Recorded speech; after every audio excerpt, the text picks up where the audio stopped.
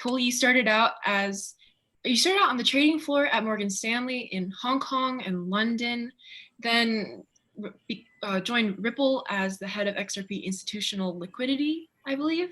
Yeah. And there you were in charge of XRP's liquidity market development.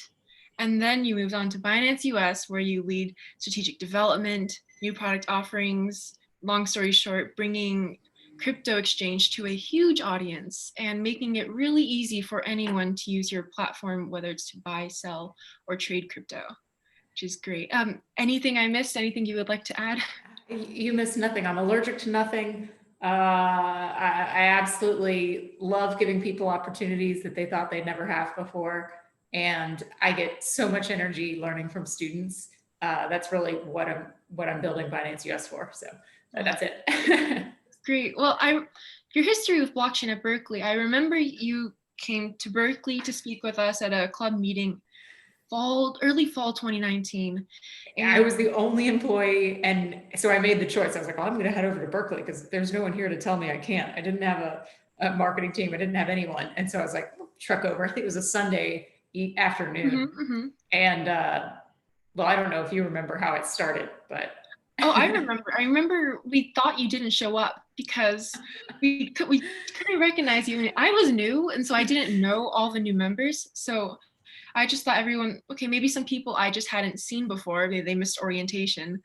But you were in the audience, and it was great to talk to you. I mean, I was fairly new to blockchain at the time, and this was one of my first times, I guess, being exposed to someone with your background and level of knowledge and respect in the blockchain industry.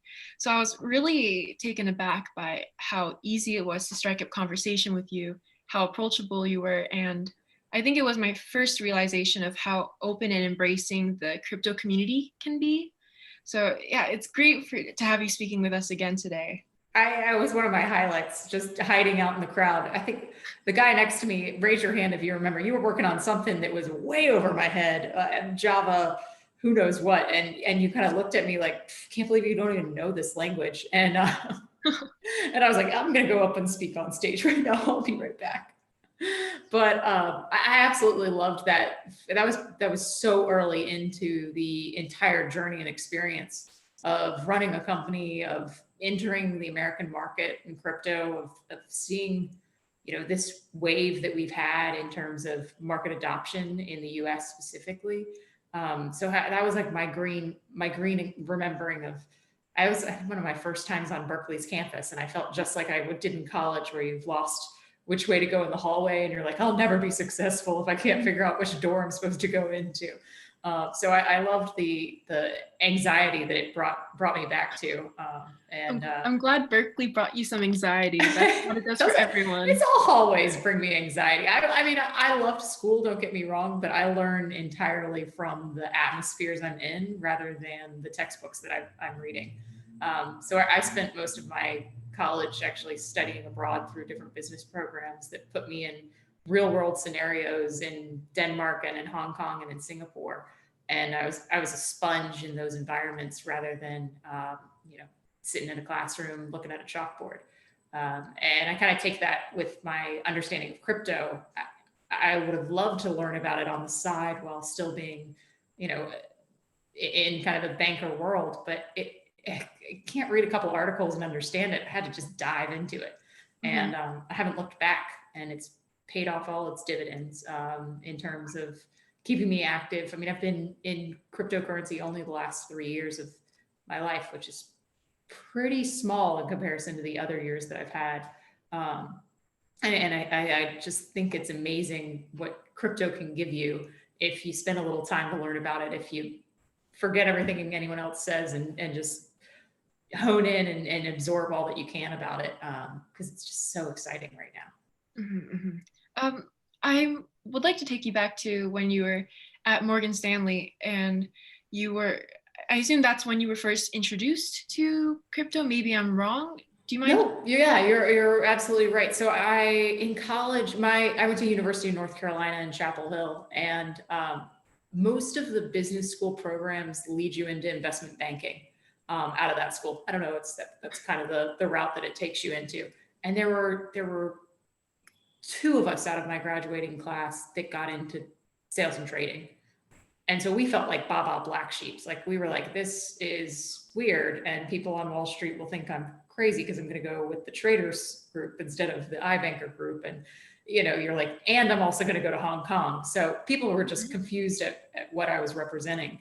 But I had a great time learning everything there is about the Asian markets. They're all different and broken up, especially after the Asian financial crisis, in comparison to the euro, which covered a huge amount of land that my counterparts in London would be trading, or the US dollar, which isn't too spicy in terms of an FX world out of New York. And those were kind of those larger flows, the bigger options traders were all kind of based there. So I was seeing currencies moving back and forth from the largest traders in the world, central banks, hedge funds, you name it, and just in a very kind of animalistic trading floor that had some of the smartest people I'll ever meet in my life, and some of the roughest people I'll ever meet in my life, just barking back and forth, and in a real kind of energetic environment.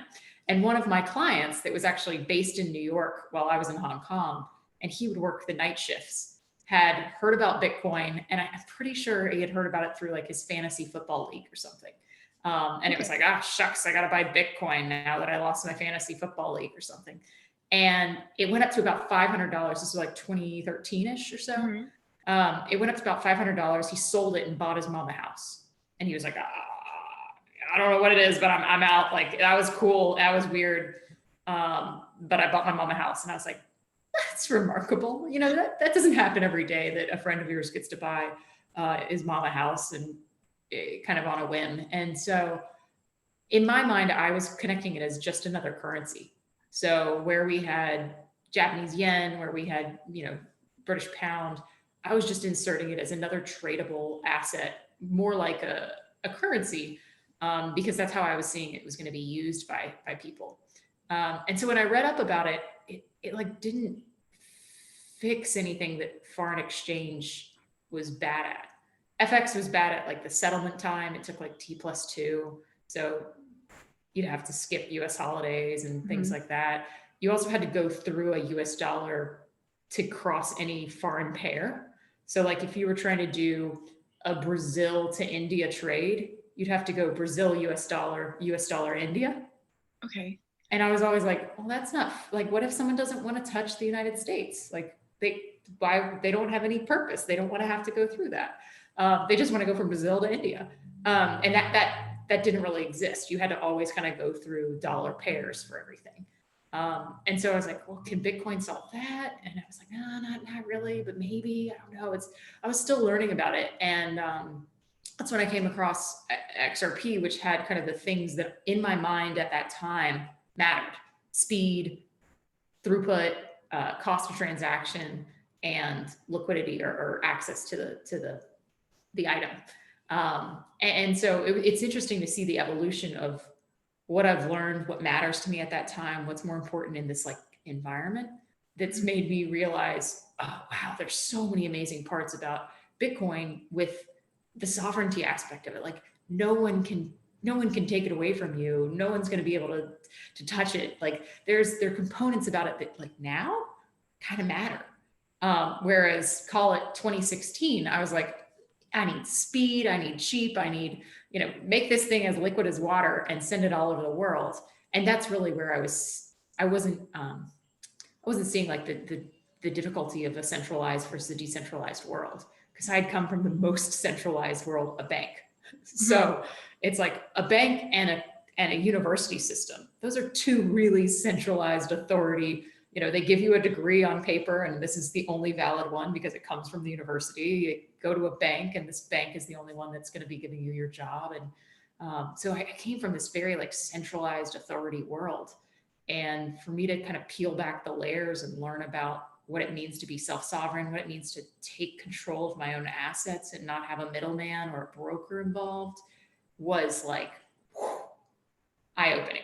And that to me is so freeing, because other than being a student and someone that worked way too hard in 27.5 markets, when was I going to go and trade assets? Like in my spare time, living all over the world, not able to access a dollar stock market.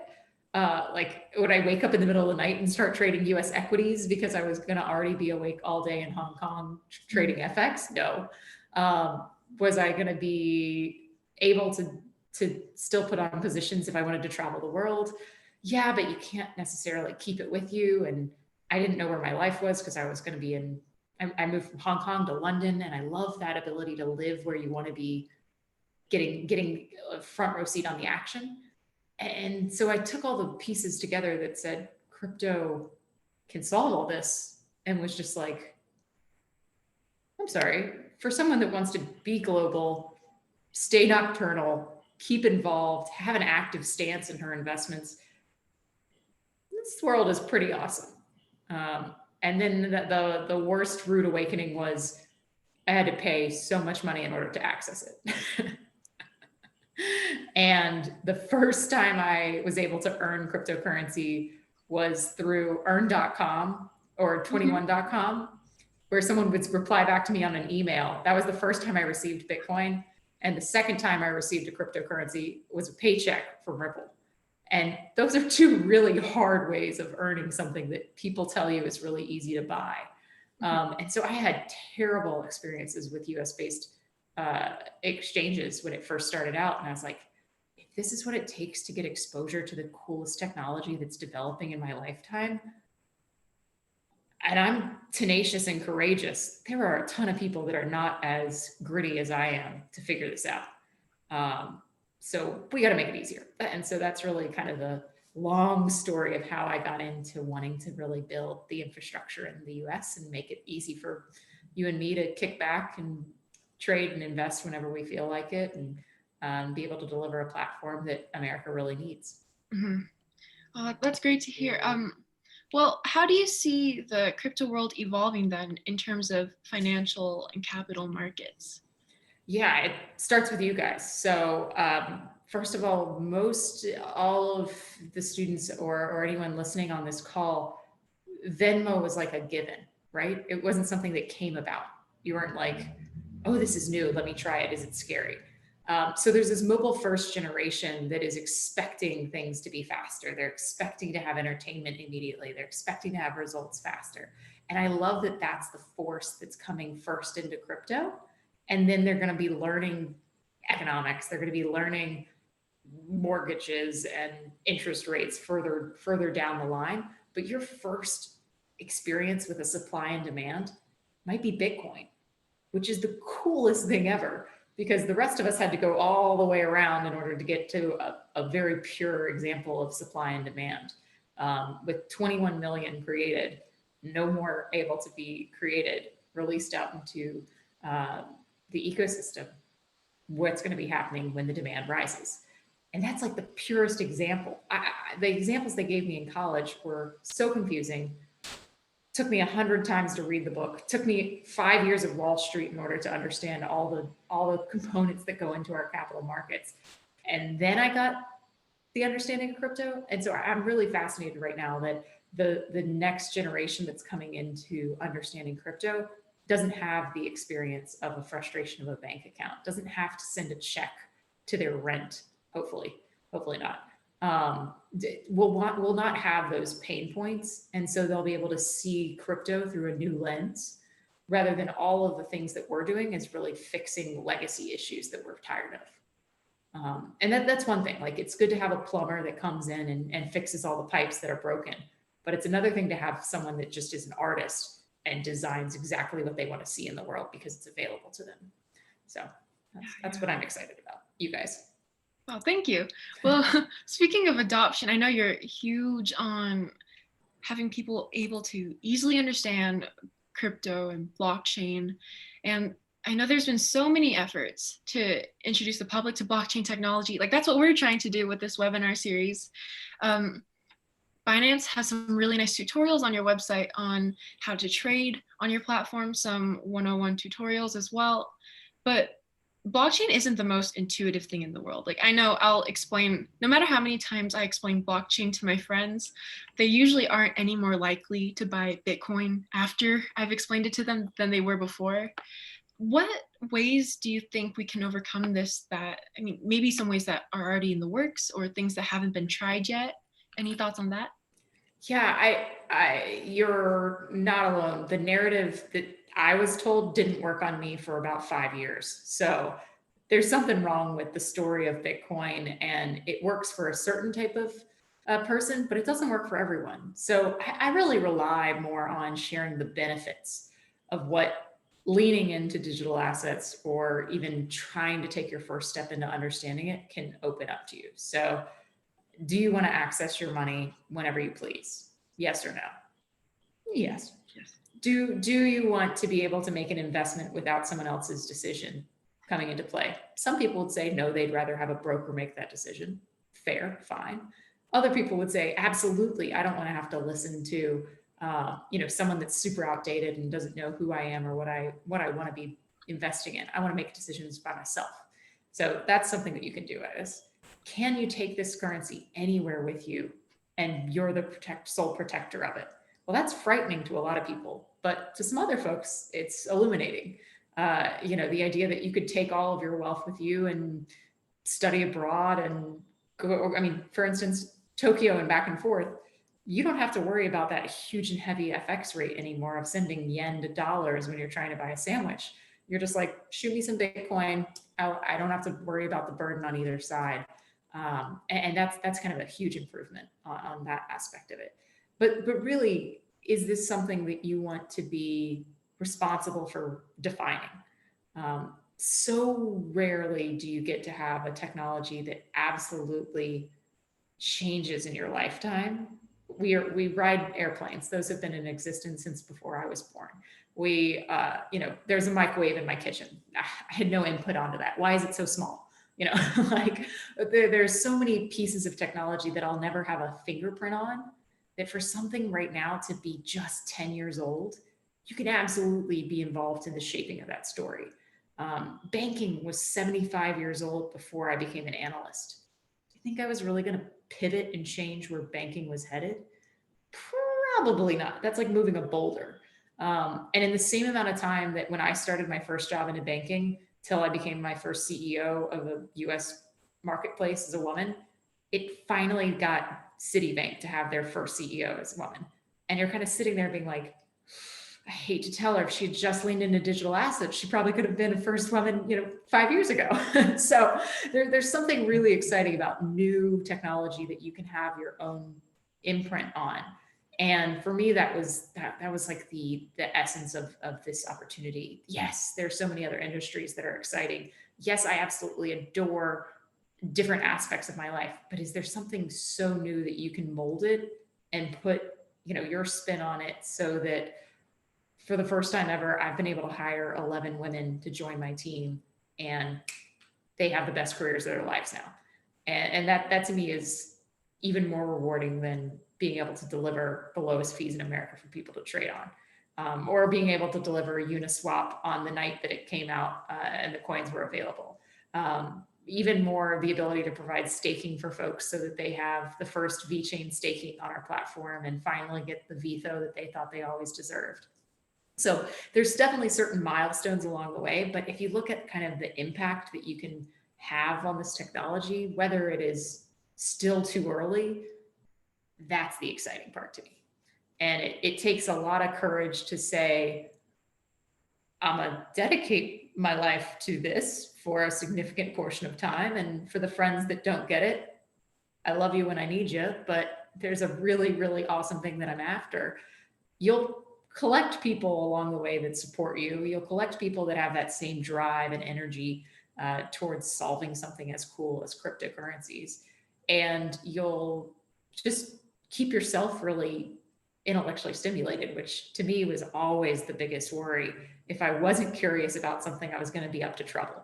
So I give crypto such a big kudos for giving me such an opportunity to dive in and stay focused on something that's super exciting. Mm-hmm.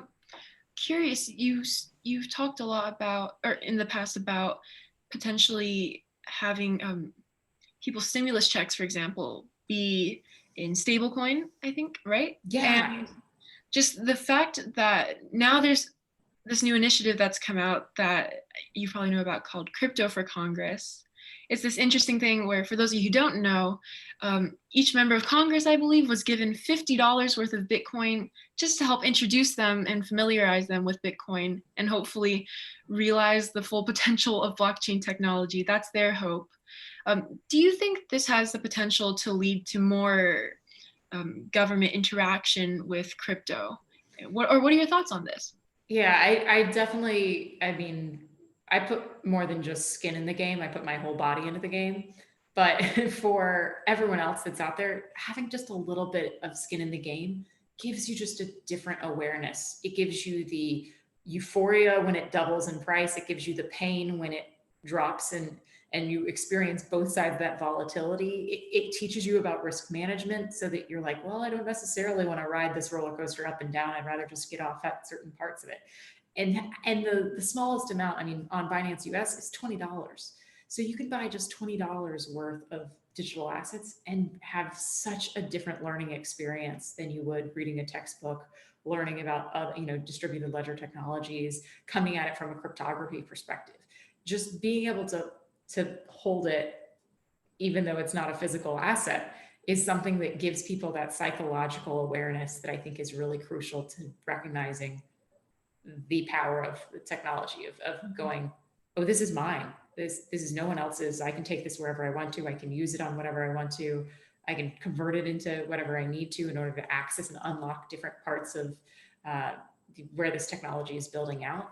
And that, to me, I think is something that's going to be really helpful for Congress to experience. That, the troubles that there are, because there still are troubles. It's kind of like a hot potato, but it's not a potato. It's like a piece of dynamite, because it's, it's got so many powers to it that you need to be able to understand where to store it. You need to understand like what power it actually could provide. And that, to me, is something that it's going to be so helpful for Congress to wrap their heads around. It's going to be a little scary, and I'm sure a ton of them aren't going to like the experience. And we have to realize that one person that doesn't like the experience, that doesn't mean it's over. It doesn't mean it's ruined. It means we need to improve. And so that's where I'm always taking feedback. I've got my Twitter DMs open, which might be insane, but I get roughly, 50 people a day that message me with feedback on the platform or things that they want and need in a platform. And that's kind of the best feedback you can get as we're building this. It's kind of in a conversation is what I want to be having with the industry, because we haven't decided on the final blueprint for it. We haven't figured out how it's going to be absolutely adopted for us. So let's ask people what they need it for. Let's ask people how they want to be holding it. Does this make sense for us to be a centralized platform and do a lot of things for you? Or does that give you, the heebie-jeebies, and you're kind of like, I want to hold this in my own cold storage. I can't trust you. That's really up to the user. And so I want to be able to give all of those experiences to people, because we are a country made up of a lot of experiences right now. And those really matter. Those different voices really matter in how we're building this. Because if we build it how banking looked, it's going to look just like banking does now. And I've been there, I've tried it out, and it wasn't the future for me. I want the future to be more inclusive, more welcoming, and less intimidating, less requiring a uniform. I shrug because I never wore t-shirts until Binance US. but that's because I was wearing like a boy's banking uniform with a button-down shirt and French cuffs. You always were trying to blend in where you were. And in crypto, you don't need to blend in. It's you and a computer. It's math. It's so encompassing that everyone can have an opportunity in it. Everyone can have a say in it. Everyone can have a position in it.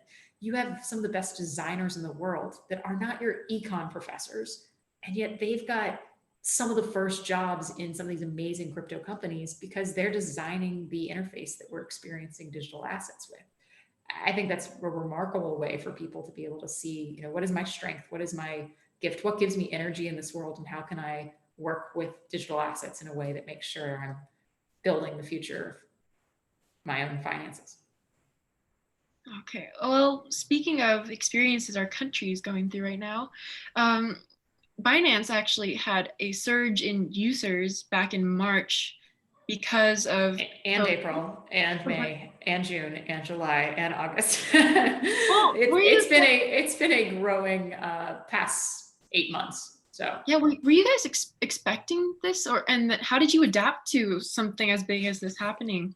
yeah, I think a lot of times I'd heard the another narrative that we hear is the Bitcoin kind of doomsdayers of like, it's the currency of the future. And I'm like, but the future you're describing, I don't want to be a part of. That's a zombie apocalypse. Well, fast forward a couple months and here we are, not leaving our homes, pretending it's a zombie apocalypse to some extent. And it really fast forwarded that kind of thriller movie that we were all watching and put us into a circumstance where a resilient token that doesn't have to be passed through human hands, that is traceable through, block explorers and be able to monitor transactions. This is something that's actually super useful for us right now. And you think about the different components that this kind of lockdown has affected. It's affected our communication. And one of the best ways that we communicate is often through money, where you're describing something of value and exchanging that. And so we're going to see the changes of digital communication impact how money is distributed digitally as well. And that's what I was super excited about, because it just fast forwarded the conversation and said, all right, are you stuck at home? Yes. Can you go to the bank? No. Are you on your couch? Yes. Do you want to still make money because you might have lost your job? Yes. Do you need anything in order to do this? No. Do you have the internet? Yes. Like, it gave us everything you needed in order to be a participant in the digital asset ecosystem. And the coolest part was it also made a company like ours barely skip a beat. We were decentralized from the beginning. We were always working weird hours because we're a 24/7 marketplace, kind of part of the job. And we were able to now hire outside of San Francisco. So where our team is now across 17 states in the United States, and we grew 150% since March, which means I've not met the majority of my team in person. Like, they don't know how tall I am. It's kind of cool, but it's also crazy. And only until I stand up from a Zoom call are they like, I think she's tall. Is that weird? She looks about 2 feet tall in a Zoom. And I'm like, yep, just this. But that to me is a future that my parents would never imagine. My grandparents would definitely never imagine. And to me is so liberating that I can find the best of class people that are crazy passionate, but might not have been able to go to San Francisco to seek out jobs, or might be loving their life in Maine and so passionate about cryptography and a huge decentraland landholder, but curious about being able to get into the space. So it's the folks that I've been able to bring onto the team. It gives the doors a lot wider of an opening for us to be able to find the most passionate people, which is as someone that's running a company, is so rewarding to find people that wake up and breathe this excitement that we're all about. Oh, sorry, I get way too excited. My team is awesome. Like, I found one of them. She found me at the gym, and I had a little Binance. I had this Binance phone case that says "Funds or Safu," and she was like, "Excuse me, do you work at Binance?" And I was the only employee at the time, and I was like, "I am Binance US," and she was like, "You look like you could, let's meet up or something along the lines of that." And she had worked at EY blockchain as an auditor. And sure enough, after learning, like speaking with her for maybe 15 minutes, I was like, she's the one I want on my team. She's got everything energy wise headed for us. She knows everyone in the market. She's got such an in-depth understanding of all the different marketplaces from her experience at EY, which was only about 3 years of experience, but she also had her master's in accounting, which is a great skill set, Wow. discipline. She runs our operations now. And she came in the door as a compliance analyst, and I've been able to just clear the runway as fast as possible for her to make an impact. And she raises her hand and says, I want to be doing this. And I say, you're on it. And that to me is something that was just really amazing to be able to provide and give that in turn, and crypto made it possible. That's just one example. There's another, our head of business development, she was a petroleum engineer that worked on oil rigs in Texas, traded that in for oil trading, traded that in for working for a stable coin, traded that in for running all of our business development and VIP trading. So there's just such a unique story that if you sit down and listen and kind of listen for when people get really excited and tap into that, that's where we have a great time and a wonderful team. I couldn't be more grateful for them. But it's wow. I just part of the perks. I don't even know what gym that is. I need to hang out there. I've never been there since. It was the one time I went to the gym, and she caught me. I was like laying on the ground having a nap. I was just like, it was one of those where you're like, I just got to get to the gym and then I got to lay down on the mat and have a nap. And she was like, excuse me. And I was like, oh no, you caught me. But yeah, sometimes there's a right place and a right time. And sometimes there's the preparedness to be ready to say yes when someone gives you that opportunity. I remember, our 15 minutes into our conversation, I turned it around and I asked her if she wanted to join my team. And without a beat, she goes, absolutely, I'm the right person for the job. And I was like, that is the confidence that you need to have. And she was prepared for it because she had worked her, butt off at EY to understand all the nuances of crypto, be able to be confident in every aspect of it, and be hungry enough to want more. So that's really something that I often remind people in all parts of their life, but especially while you're a student, is like, listen to yourself as much as you can, because good God, you listen to everyone else way too much. I remember in college, I was just taking in everyone's voices rather than listening to my own. And when you find that kind of excitement factor or something that just makes you absolutely grin, and it's stupid grinning, follow it and listen to it, and someone will pay you for it. I promise you, because that's really what's an exciting thing to be around, those types of people that you want to pay them for their strengths, and you want their strengths to be successful. Oh, that's terrific. Yeah. So in a few minutes, we're going to get to the audience Q&A because we have some questions. So in the meantime, 2 questions. I sort of have to ask, this has been on the mind of a lot of people in blockchain at Berkeley, but Coinbase recently had an announcement regarding their mission statement being a mission-driven company, and this sparked a lot of controversy. So we're just curious, how do you approach Binance US's mission and values? Yeah, it's absolutely sparked a lot of controversy. And one of the things that has been part of it since day one was it's all about our users. And the user might have been me at the very beginning. And so we're listening to the whole person that comes to our platform. And we really are building something for each voice out there, each user, each demographic that really needs this opportunity to take control of their finances, and take control of their own capital growth on themselves. So the difference I'd say we have is the way the world is headed is it's not going to be an asterisk on a data set. It's not going to say like, here's the trend of America, asterisk, that was 2020, ignore it. We fundamentally have changed the DNA of the country. We fundamentally changed the DNA of the world by this global pandemic. It will go down in the history books. It will be remembered, and we will change our lives going forward from this. So it's foolish for us to just kind of ignore that. And for the first time ever, your employer is seeing your bedroom. Your employees are meeting your children running around. Your loneliness shows up on Zoom every day. You can no longer hide behind kind of that corporate facade that all of us got really good at. And so we hire the whole person. We elevate the whole person, and we build for the whole person. And that's really, at the end of the day, our users are as human as we are. And this technology might be fantastic, but it's still a human to human transaction that's taking place. So that's really where I stand on this. And, you know, call me taking in too many inputs, but it's really our secret sauce. And what makes us caring about the world that we're building is all of us bringing our whole selves. Mm-hmm. And then final question before the audience Q&A is, happy late birthday to Binance US. You guys just recently turned 1. So what is your guys' birthday wish for the coming year? What are you hoping to achieve? We had an absolute amazing birthday.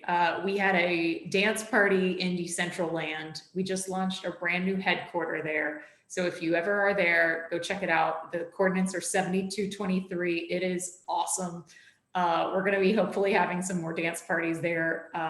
Decentraland was something I'd heard about when I was getting into crypto, and it was intimidating. And I was like, I don't have an avatar. I'm a poser. How can I be in crypto and not have my own avatar? Oh God, do I need to own mana? I had to end up building a marketplace that would let me buy mana cheaply in order to name my avatar with my 100 mana. I mean, I learned so much in just this experience that's part of the process. I want people to know that we're learning everything ourselves. And if a little girl from Florida can do it, you can do it, I swear. So we had this big birthday party. It was about 200 people and their avatars showed up. We had a live DJ. It was popping. It was awesome. And you got these wearables. So it was, learning about NFTs along the way. Oh, awesome. And so I have my little Binance hoodie running around. And gas fees were way too high. So apologies. It was like $8 to get a little wearable, but gas fees will come down hopefully soon. But I just loved that experience of us all learning together. We had a big team Zoom where some of our most fanatic Decentraland participants were teaching the rest of our team about getting our avatars and, telling us how to move and the shortcuts. And so it really kind of was a big homage to our educate, don't intimidate motto that we've been celebrating every day for the last, 380 days or so. So I was just super excited that we've made it through 1 year. We've launched in 40 states. We have over 50 tokens. We have 100 trading pairs. And we're just getting started. So that to me is the exciting part. This next journey that we've got is now practicing what we preach. So coming into the schools, learning more from the students, building exactly what people are wanting, and improving all of our processes, the on-ramps, the easier ways to get dollars into crypto, the easier ways to get crypto into the rest of the crypto ecosystems that are getting built too. But I'm so excited. We had a chance. We're starting this, to be continued, but you guys are definitely a part of it. Education kind of cycle or possibly trading competitions around getting students really confident in using these platforms. Because there's one thing to say, yeah, I have the hoodie or I have the t-shirt, but do you know how to use the platform? Have you gotten over that hump of confidence? Are you really crypto literate? Are you just crypto shy? How can we get people so when they graduate, or even if they don't graduate, this is a tool that they've got in their back pocket, rain or shine, the highs or the lows of the market, they'll always have this awareness of how to engage in digital assets and the opportunities, how to be analytical around them. And that to me is just like a huge skill that I wish I had had, and it would have changed my entire trajectory if it had existed back then. But it's changed my entire trajectory now because I get to live it and build it and keep working on it. So that's where I'm excited to kind of meet more people virtually, get them more confident in it, and also hear about the voices of kind of new folks coming into the space. There's a 10-year-old listening right now. Her name's Ashlyn. Hey, Ashlyn.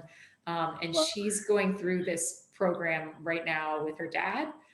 So huge shout out to the girl dads out there that are helping her understand digital assets, but you got a leg up on everyone. At 10 years old, I had like pigtails out to here, and I'm pretty sure I ate mud. But if you're learning all about just the maturity that you need in order to understand money at that age is an incredible thing. So I'm super excited to see things take place in kind of a younger generation coming up, because you guys are going to be the ones that are actually going to apply this and use it in your everyday lives, not just people that are diversifying.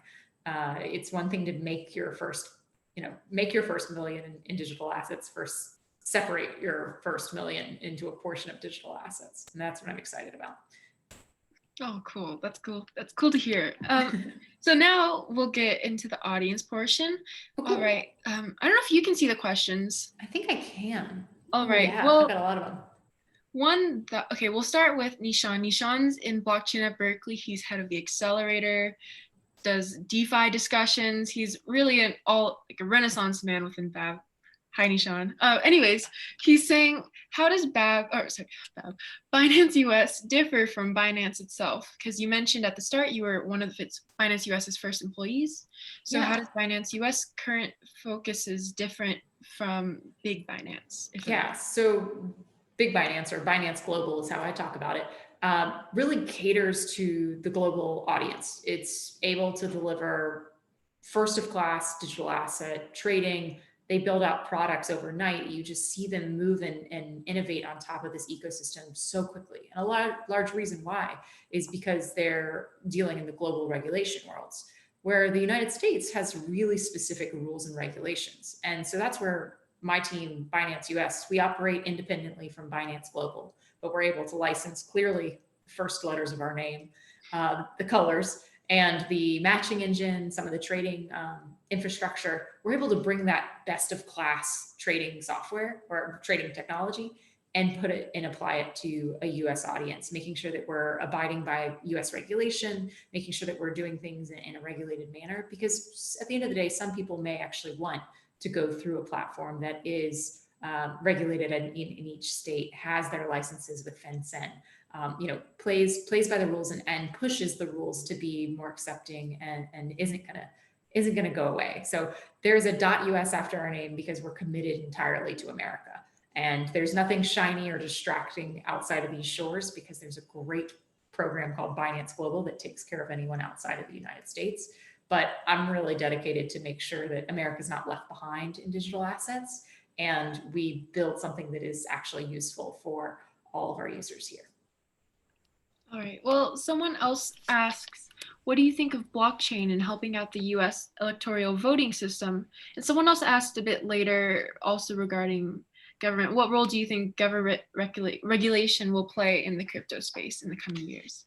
Yeah, I think government regulation, we've already seen it take such huge leaps from even 4 years ago when they were kind of barely touching crypto with a 10-foot pole. You've seen greats like Hester Peirce come in and create really like advanced awareness. She's putting forward kind of this safe harbor to be able to allow kind of a testing zone for new companies to come in, because a lot of projects don't know if they're building something that ends up looking like a security until they're already kind of through a lot of the steps. And so if you're in the process and you might look like a security, but you might end up not being one, how do you protect yourself along that building process? And so that's really where she's kind of building this, thinking of this zone of safe harbor rule. They've also just done so many advanced steps right now with, you think, Brian Brooks and the OCC allowing for banks to now be able to hold the funds that would be responsible for stable coins. So these are some of the biggest steps we've seen in the right direction. We've seen Kraken become one of the first banks in Wyoming, followed with Caitlin Long applying as well for another bank in Wyoming. These are some really nice moves in the regulation that are going to help us advance. And it takes a certain level of commitment and people that aren't going to be running away from America to make sure that we do see the end of this uncertainty in our regulation and fight for America's acceptance and adoption of digital assets. All right. Someone else asks, let's see. They use Coinbase and asking what are the ways Binance is different from Coinbase, but just I guess in general, what in a quick summary, what are some things that make Binance US really stand out? I mean, I know you have your low fees, easy user experience. if you could touch on some of those things. Yeah, we one of my favorite things is we allow for recurring buys. So you can set up a daily, weekly, monthly, bi-monthly, so it can sync with a paycheck. Um, you can set those all up for like over 48 different cryptocurrencies. So, one of the best things about crypto is it should be working for you while you can be doing something else. So our platform automates that for you so that you don't forget when to be buying a little bit of Bitcoin. I buy a little bit of Bitcoin every day. And it's, I don't have to think about it. I'm just like, this is the future. It does it for me. And rather than having to time the market and lose sleep over that, there's different trading styles, and one is this kind of dollar cost averaging. So I really like that we take all that stress out of it for you.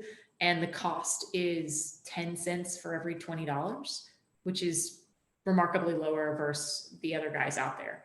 And a lot of that comes down to the fact that users like myself don't want to be paying fees in order to access the future of technology and finance. So make it happen. That's what we're here for. So that's one of the differences. I'd say another thing is we're significantly smaller than Coinbase. Coinbase is an enormous company that's almost 10 years old. And so the ability for us to nimbly respond to the market has been really fruitful. We're looking and hearing what people are after and wanting to see and have built, and taking their input really into our strategy. And I think that's something that you possibly can lose touch if you're such a big organization. You're spending your time on other things that are maybe a little less intuitive to the audience that you're serving. And we're right on the ground listening, hearing everyone talking, and happy to have a conversation with any of our users any day. All right. Chris is wondering, hi Chris, he's also in blockchain at Berkeley. What are your thoughts on the recent policy change that allows US banks to hold crypto assets? Is that a huge step towards mass adoption, or does it defeat the initial purpose of blockchain? Good question there. There's kind of two thoughts. One is, what an amazing thing, because for those of us that only feel comfortable having a bank hold our value, this meets us there. So this means, I could one day hold digital assets at a bank. I feel comfortable with banks. Therefore, this is a nice meeting, more adoption in that realm. The counter to it is, you don't really need a bank or a larger custody provider to hold your digital assets. That's the beauty of it, is that you yourself can be the holder and protector of your own funds. But you have to realize that most people are going at it at that kind of traditional way, or wanting something to feel like it used to, because that's what felt safe. That's what felt trusted. You had this security deposit box that you put all your things in, your baby teeth, etc., and you close it up. Well, I travel. Well, I formerly traveled a lot, and that meant if I wanted to go get something valuable of mine, I'd have to go back to that tiny little bank and make sure I was in banking hours and had my key and turned it and opened it and got my security deposit out.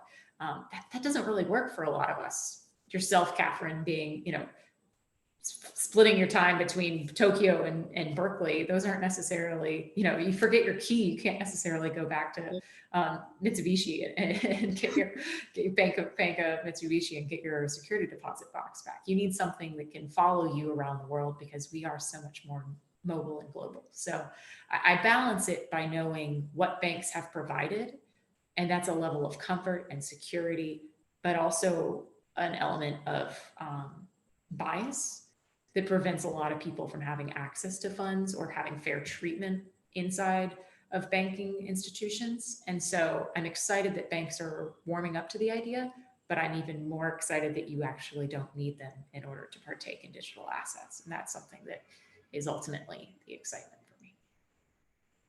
All right. Sorry, there's quite a few questions. I'm happy. Can we copy and paste them, and I'll write them up and I'll respond to them all? Definitely. I think we'll find a way to copy them, and I'll do it right now. Sure. Sorry, you can go ahead and ask the next question. I just don't want to lose all these great questions. May I ask a quick question? Yes, please. And everyone else could chime in. What's the best source of news for you when you're learning about crypto and digital assets? Well, hopefully people can chime in. I mean, the Q&A Can I ask a question? portion, but hopefully people can just put their answers there and we can see them. I know for Yeah. me and for quite a few people, it's either CoinDesk, Cointelegraph, Twitter, or honestly just talking to people in the crypto space. Like I've found out a lot of things from by word of mouth. Yeah, you guys are right on the edge of the coolest hub of a lot of things. So there's a ton more happening in Berkeley, I'd imagine, around. Well, and you have this fantastic program. Oh, thank Blockchain you. at Berkeley has kind of been leading the way in terms of student-run organizations that are probably could IPO. Oh, we came third today though in best university blockchain. By who? I know. I think it was MIT and I forget the other one, but that's okay. All right. We'll try Better harder. luck next year. Yeah, I don't know how we would be able to hear from others.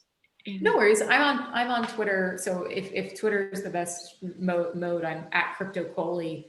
And let me know, because I'm trying to figure out if crypto is our best way to communicate with students, or are there other channels or publications that are most exciting for us to be able to interact and share educational pieces with, learn from more students. We're doing kind of a program with all the HBCU schools, and it's fascinating because they're, I'm asking them, what are they learning? And they're like, oh, I've been trading for 3 years. So I actually don't follow Twitter. I'm following technical analysis. And I'm like, oh my God, you're already light years ahead. So yeah, you don't probably need to follow our Twitter, but I'm curious kind of where we can make sure that we're talking the right talk, and using the right platforms that folks are wanting to be engaging in.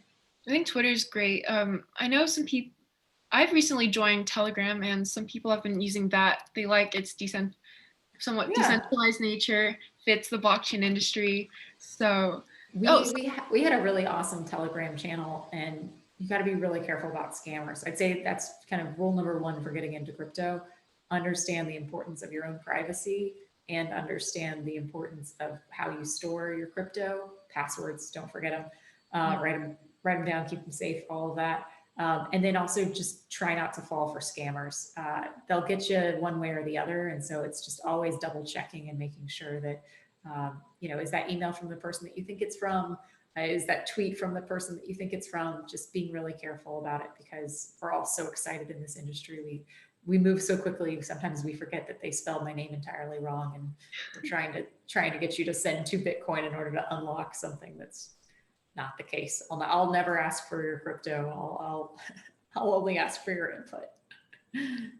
all right. Well, someone, Drew Frierson, said Binance Academy is a great way to learn. So awesome. Twitter. Yeah. All right. So final question, since I know we're almost out of time, is what are you looking forward to in the space, and where do you see the space moving to? Hiring my next 50 people, because they're going to look completely different than the first 30 that we brought in that had legacy experience at Robinhood, Western Union, traditional banks, traditional auditing firms.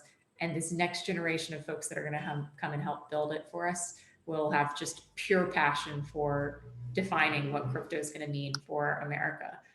So I'm absolutely looking forward to continuing to meet the folks that make Finance US possible.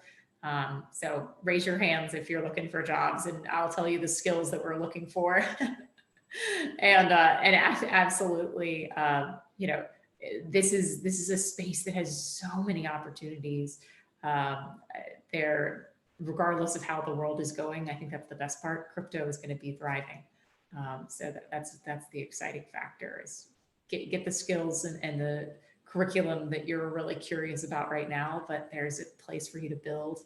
And I don't sleep because I'm so excited. All right, well, thank you so much. It was so nice talking to you. Oh, it was a pleasure. And feel free. I absolutely get all of, I've copied and pasted all the questions so I can respond back to you guys with them. And then please hit me up on Twitter, talk about any questions if you're curious about, the path that you're on, or kind of where your thoughts are in crypto, how we can be thinking about it in a better way to make sure that America has what they deserve in terms of a crypto platform and an education system in terms of crypto. We really want to be the most approachable platform there is in digital assets. So always here. You can always catch me. That's kind of my claim to fame. Trying to be as accessible as possible because this world really needs someone to walk us all through how to make sense of it. Well, you guys are succeeding, and best of luck with this coming year. And thank you for taking the time to do this. Thank you, everyone, for joining today. This, I think, will be on our Facebook page if you want to watch again. Coley's at Crypto Coley on Twitter if you have any questions. We're at Cal Blockchain if you have any for us. And thank you, and have a great rest of your day wherever you are. Yeah, I'm gonna go. I have a team call for an hour, and then I have a follow-up call on all the exciting things about what we're going to be building. So terrific. The night's just getting started. Well, you're on the East Coast, so exactly. You guys stay safe on the West Coast. You're still in the best coast, so have a good one. Well, thank you. Go Bears. Go Bears, yeah. All right. Well, thank you, everyone, and see you all on Thursday for our webinar. All right. I'll be joining. Thanks.